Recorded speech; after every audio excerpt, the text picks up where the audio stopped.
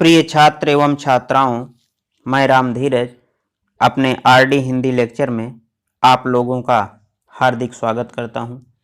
आज से हम लोग इंटरमीडिएट के पाठों का अध्ययन शुरू करेंगे।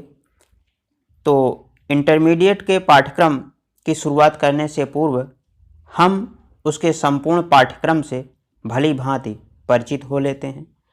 हमारा इंटरमीडिएट हिंदी का पेपर 100 अंकों का होता है, जिसमें न्यूनतम 33 अंक उत्तीर्ण होने के लिए आवश्यक होते हैं। इस पेपर में कुल 14 प्रश्न होते हैं और संपूर्ण प्रश्न पत्र 2 खंडों में विभाजित होता है, खंड का और खा में।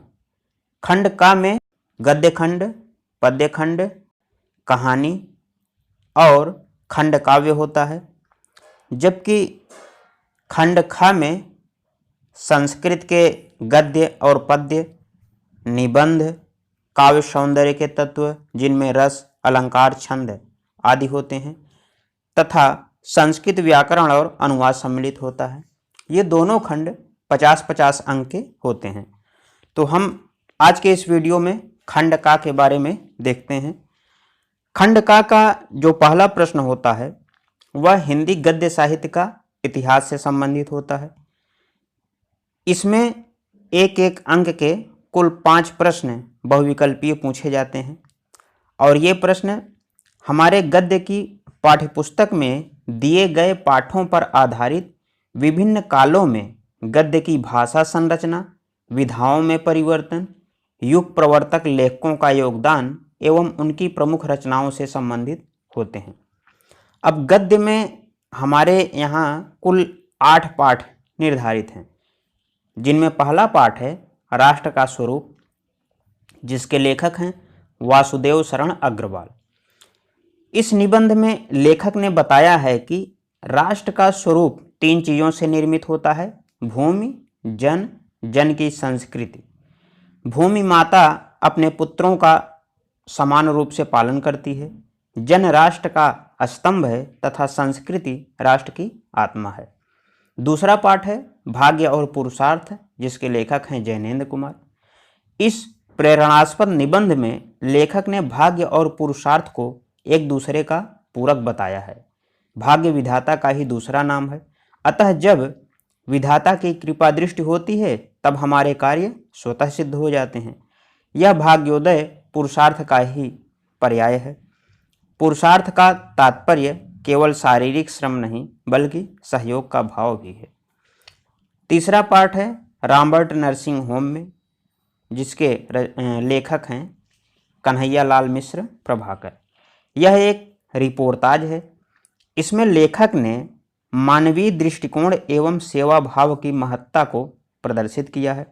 मदर टेरेजा और सिस्टर क्रिस्टहेल्ड एक दूसरे के प्रबल विरोधी देश फ्रांस एवं जर्मनी की रहने वाली हैं, किंतु दोनों की कर्मभूमि भारत है।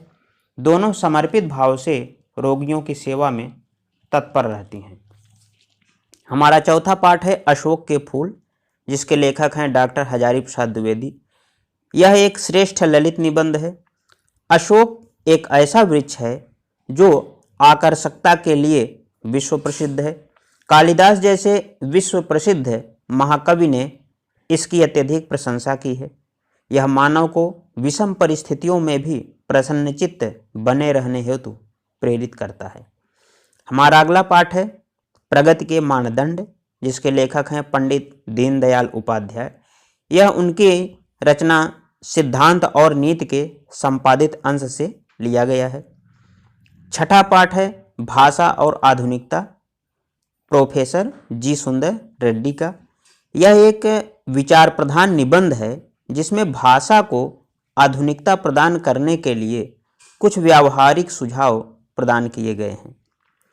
सातवां पाठ है निंदा रस, जिसके लेखक हैं हरिशंकर परसाई। यह एक व्यंग्यात्मक निबंध है, जिसमें लेखक ने निंदा की प्रवृत्ति, कारण, उद्गम एवं निंदा की प्रवृत्ति से बचने के उपायों की सविस्तार चर्चा की है। निंदा प्रायः ईर्ष्या एवं द्वेष भावना से प्रेरित व्यक्तियों में उत्पन्न होती है। इस निबंध में परसाई जी ने निंदकों की भी अच्छी खबर ली है और उन पर करारी चोट की है। 8वां पाठ है हम और हमारा आदर्श, जिसके लेखक हैं डॉक्टर APJ अब्दुल कलाम। यह उनके तेजस्वी मन के संपादित अंश से लिया गया है। इसमें लेखक ने बताया है कि सुख, समृद्धि और आध्यात्म एक दूसरे के विरोधी नहीं, इसीलिए हमें चाहिए कि हम एक अच्छे, भरे पूरे और सुख सुविधाओं से पूर्ण जीवन के सपने देखें और फिर उसके लिए हृदय से कर्म करें, अपनी आत्मा को अभिव्यक्ति दें। इस तरह हम अपने आसपास प्यार तथा खुशियों का प्रसार कर सकेंगे। तो ये हमारे कुल 8 पाठ हो गए। अब हम देखते हैं कि इन पाठों से प्रश्न कैसे पूछे जाते हैं। तो हमारे पेपर में प्रश्न नंबर 3 के अंतर्गत 2 गद्यांश दिए जाते हैं। उन दोनों में से किसी एक गद्यांश पर आधारित प्रश्नों को हमें हल करना होता है। गद्यांश पे आधारित 5 प्रश्न होते हैं जो 2-2 अंक के होते हैं, जिनमें एक प्रश्न संदर्भ अथवा गद्यांश के शीर्षक एवं लेखक के नाम से संबंधित होता है। जो दूसरा प्रश्न होता है वह रेखांकित अंश की व्याख्या से संबंधित होता है। और इसके अलावा तथ्यपरक प्रश्न होते हैं जो गद्यांश में छिपे गए तथ्यों पर आधारित होते हैं। इसके बाद हम देखते हैं पद्यखंड। पद्यखंड में पहले तो काव्य साहित्य का विकास पूछा जाता है, जिसमें केवल एक ही काल हमें पढ़ना है, आधुनिक काल, जिसके अंतर्गत भारतेंदु युग, द्विवेदी युग, छायावाद, प्रगतिवाद, प्रयोगवाद, नई कविता आदि की प्रमुख प्रवृत्तियों, उनमें परिवर्तन, प्रतिनिधि कवि एवं उनकी प्रमुख कृतियों से संबंधित प्रश्न आते हैं। ये प्रश्न नंबर 2 के अंतर्गत 5 बहुविकल्पीय प्रश्न पूछे जाते हैं। अब हम देखते हैं काव्यखंड में निर्धारित कवि। तो पहले कवि हैं भारतेंदु हरिश्चंद्र, जिनकी 2 रचनाएं हमारे पाठ्यक्रम में हैं, प्रेम माधुरी और यमुना छवि। प्रेम माधुरी के 4 पदों में कवि ने प्रेम के सौंदर्य रस की यथार्थ व्यंजना की है। यमुना छवि के पदों में कवि ने यमुना नदी की प्रकृति के रम्य रूपों को आलंबन रूप में चित्रित किया है।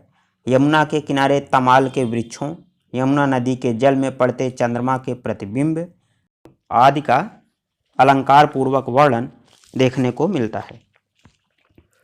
अगले कवि हैं जगन्नाथ दास रत्नाकर, जिनकी 2 कविताएं हैं, उद्धव प्रसंग और गंगा अवतरण। उद्धव प्रसंग शीर्षक में 11 पद हैं, जो रत्नाकर जी के उद्धव शतक से लिए गए हैं। इन पदों में कवि ने श्री कृष्ण द्वारा मथुरा से भेजे गए उद्धव और ब्रज की गोपियों के संवाद के रूप में ज्ञान और योग के ऊपर भक्ति और प्रेम की विजय दिखाने का प्रयास किया है। गंगावतरण में 8 पद हैं, जो कवि के खंड काव्य गंगावतरण से अवतरित हैं। इसमें गंगा के आकाश से पृथ्वी की ओर तीव्र वेग से आने एवं शिवजी की जटा में धारण किए जाने का काव्यमय चित्रण हुआ है। हमारे तीसरे कवि हैं अयोध्या सिंह उपाध्याय हरियौंध, जिनकी रचना है पवन दूतिका। पवन दूतिका के पद हरियौंध जी के महाकाव्य प्रिय प्रवास से लिए गए हैं। इसमें वियोगिनी राधा ने पवन को दूती बनाकर श्री कृष्ण के पास अपना संदेश भिजवाया है। इसमें कवि ने राधा को केवल विरहणी के रूप में ही नहीं, बल्कि एक सच्ची लोक सेविका के रूप में भी चित्रित किया है। हमारे चौथे कवि हैं मैथिली शरण गुप्त, जिनकी रचना कैकेयी का अनुताप हमारी पाठ्यपुस्तक में संकलित है। कैकेयी का अनुताप उनके महाकाव्य साकेत से हमारे पाठ्यपुस्तक में संकलित है। इसमें कवि ने वीर छत्राणी कैकेयी को अपने किए पर पश्चाताप करा के उसके चरित्र को गोमुखी गंगा के समान पवित्र बना दिया है। इसके अलावा गीत शीर्षक से गुप्त जी के 4 पद और संकलित हैं, जिसमें लक्ष्मण की पत्नी उर्मिला की विरह व्यथा का मार्मिक चित्रण किया गया है। अगले कवि हैं जयशंकर प्रसाद, जिनके गीत और श्रद्धा मन, दो शीर्षक से कविताएं संकलित हैं।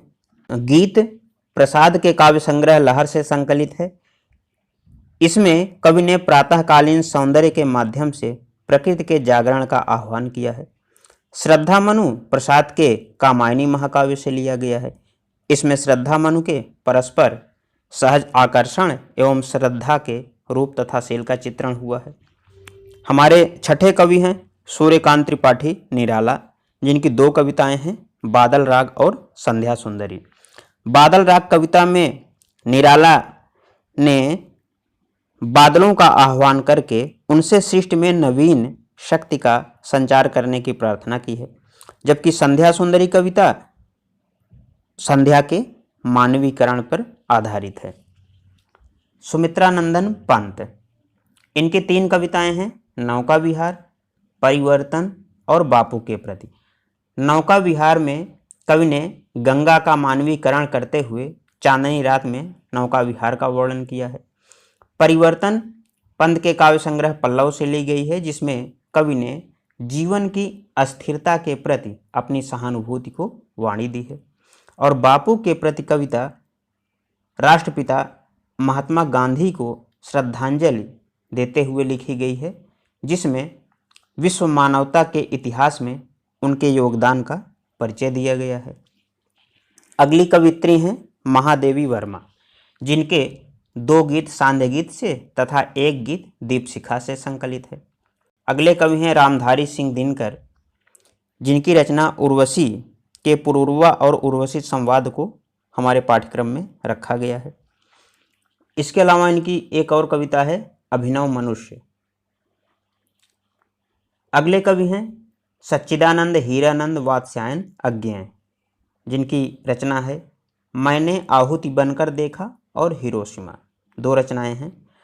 उसके बाद विविधा शीर्षक से हमारे पाठ्यक्रम में कुल 5 कवि और संकलित हैं, जिनमें एक हैं नरेंद्र शर्मा, जिनकी कविता है मधु की एक बूंद। दूसरे हैं भवानी प्रसाद मिश्र, बूंद टपकी एक नभ से, मुक्तिबोध, मुझे कदम कदम पर चौराहे मिलते हैं। गिरिजा कुमार माथुर, चित्रमयी धरती, धर्मवीर भारती, सांझ के बादल। तो इस प्रकार हमारे पाठ्यक्रम में कुल इतने ही कवि निर्धारित हैं। अब हम देखते हैं कि हमारे पाठ्यक्रम से प्रश्न कैसे आते हैं। काव्यखंड से प्रश्न नंबर 4 के अंतर्गत 2 पद्यांश दे करके उन पे आधारित 5 छोटे छोटे प्रश्न पूछे जाते हैं, जो 2-2 अंक के होते हैं। इनमें से एक प्रश्न संदर्भ तथा शीर्षक एवं कवि के नाम पर आधारित होता है। दूसरा रेखांकित अंश की व्याख्या से संबंधित होता है।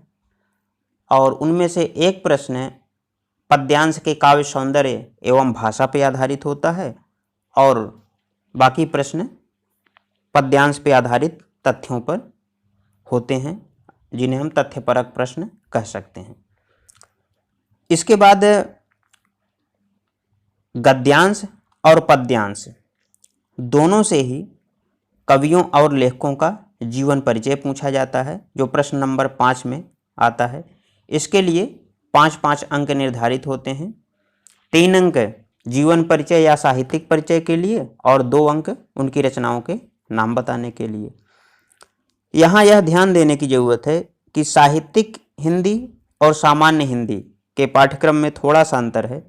सामान्य हिंदी के छात्रों को काव्यखंड के अंतर्गत केवल 7 ही पाठों का अध्ययन करना है, जिनमें हरिऔंध, मैथिली शरण गुप्त, जयशंकर प्रसाद, सुमित्रानंदन पंत, महादेवी वर्मा, रामधारी सिंह दिनकर और अज्ञेय, ये 7 कवि आते हैं।